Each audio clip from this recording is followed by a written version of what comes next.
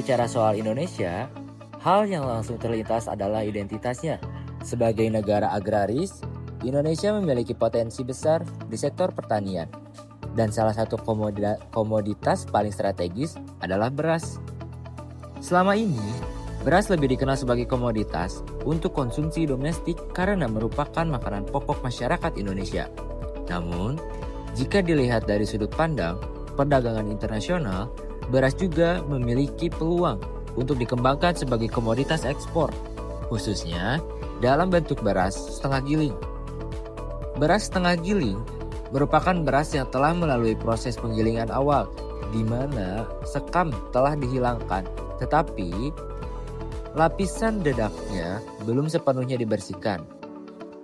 Kondisi ini membuat beras setengah giling lebih fleksibel untuk diproses ulang oleh negara pengimpor sesuai standar dan kebutuhan pasar mereka.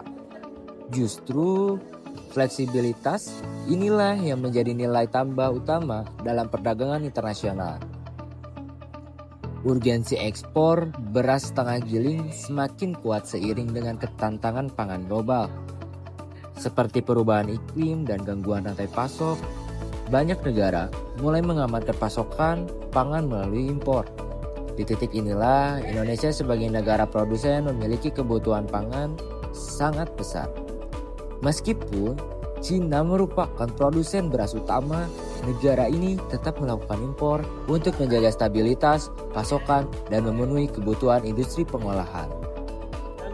Nah, itulah latar belakang produk dan urgensi ekspor. Selanjutnya, di sini saya akan menjelaskan tren impor berdasarkan trade map dan perilaku konsumen. Oke, nah untuk melihat potensi pasar Cina secara lebih objektif, analisis ini menggunakan data impor beras dengan kode HS 1006 yang bersumber dari trade map.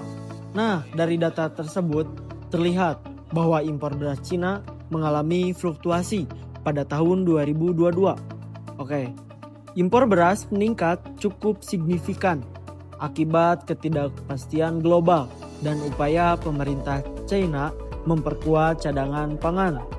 Nah, namun pada periode 2023 hingga 2024, impor beras mengalami penurunan yang lebih disebabkan oleh optimalisasi produksi dan stok domestik. Nah, kawan-kawan, yang perlu digarisbawahi, penurunan impor ini tidak berarti konsumsi beras di China menurun. Beras tetap menjadi kebutuhan pokok dengan tingkat konsumsi yang relatif stabil. Dari sisi perilaku konsumen, masyarakat China semakin memperhatikan kualitas dan keamanan pangan. Baik, sementara itu sektor industri pengelolaan dan penggilingan beras tetap membutuhkan beras setengah giling sebagai bahan baku, karena dinilai lebih fleksibel untuk diproses sesuai kebutuhan pasar domestik. Baik, mungkin segitu penjelasan tren impor berdasarkan trade map dan perilaku konsumen. Lanjut, perbandingan head to head dengan pesaing. Dalam memasuki pasar Cina, Indonesia harus menghadapi persaingan baik dari produksi domestik Cina maupun dari negara eksportir lain. Beras domestik Cina memiliki keunggulan dari sisi volume produksi dan harga yang relatif murah. Namun kualitasnya tidak selalu konsisten untuk kebutuhan industri tertentu.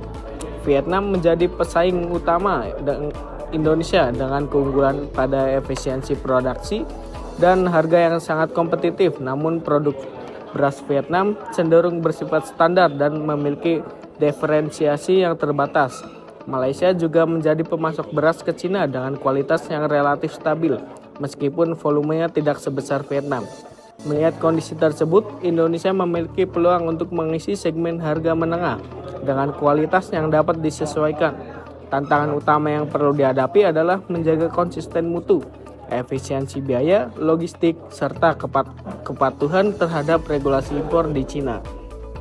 Baik, selanjutnya, dalam analisis ini digunakan pendekatan strategi 4P, yaitu Product, Price, Place, dan Promotion. Dari sisi produk, hal utama yang perlu dilakukan adalah penyesuaian standar mutu dan adaptasi kemasan sesuai regulasi Cina, termasuk penggunaan kemasan yang higienis dan pelabelan berbahasa Mandarin. Dari sisi harga, strategi penetration pricing dinilai tepat untuk menarik minat importir pada tahap awal masuk pasar. Distribusi produk dapat dilakukan melalui kerjasama dengan agen ataupun importir lokal di Cina untuk menekan risiko pemasaran. Sementara itu, promosi lebih difokuskan kepada pendekatan bisnis to bisnis seperti pameran dagang dan juga kegiatan bisnis matching. Sebagai kesimpulan, berdasarkan keseluruhan analisis yang telah dilakukan, ekspor beras setengah giling Indonesia ke Cina dinilai layak untuk dilakukan dengan syarat tertentu. Keberhasilan ekspor sangat bergantung pada kemampuan menjaga kualitas produk, melakukan adaptasi kemasan, mematuhi regulasi, dan juga menerapkan strategi harga yang tepat. Dengan perencanaan yang matang, peluang ini dapat dikembangkan secara berkelanjutan.